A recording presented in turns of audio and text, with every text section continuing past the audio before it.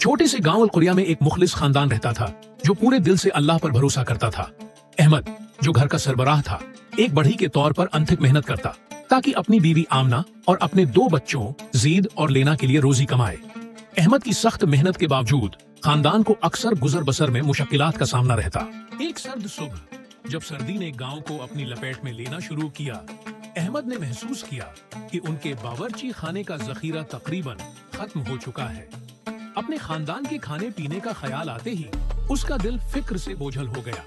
उस रात सोने से पहले अहमद ने अपने खानदान को इकट्ठा किया और उन्होंने अल्लाह से रिज्क और सब्र की दुआ की। अगले दिन आमना ने अहमद से कहा, अल्लाह रिज्क देने वाला है, हमें अपना ईमान बरकरार रखना चाहिए और जो कुछ कर सकते हैं करते रहना चाहिए।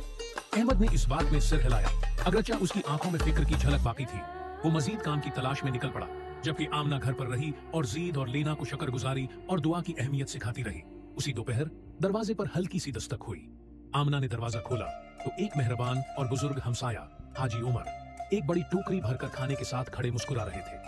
अस्सलाम वालेकुम आमना, हाजी उमर ने खैर मुकद्दम किया। वालेकुम अस्सलाम हाजी उमर, आमना ने जवाब दिया। आज सुबह मैं तुम्हारे खानदान के बारे में सोच रहा था, हाजी उमर ने कहा। अल्लाह ने मेरे दिल में डाला कि मैं तुम्हारे साथ अपने दिए गए रिस्क में से कुछ बांटूं।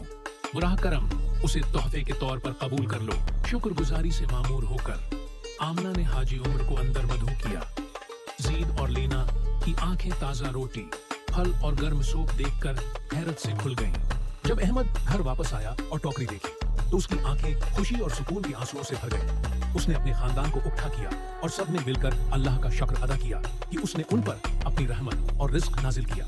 उस शाम जब खानदान मिलकर खाने से लुत्फ अंदोज हो रहा था, अहमद ने अपने बच्चों से मुखातब होकर कहा, याद रखो मेरे प्यारे जीद और लेना, जब हम अल्लाह पर भरोसा करते हैं और नेकी का अमल जारी रखते हैं तो मदद ऐसे तरीकों से आती है जिनका हम तसव्वुर भी नहीं कर सकते।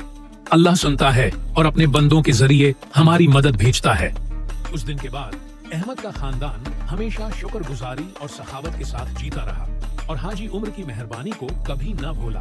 अहमद और उसके खानदान की कहानी ने गांव वालों को ये सिखाया कि अल्लाह का रिज्क उस वक्त आ सकता है जब इंसान को इसकी सबसे कम तवक्का हो, और अक्सर ये मेहरबानी और हमसायगी के प्यार भरे एमाल के जरिए पहुंचता है।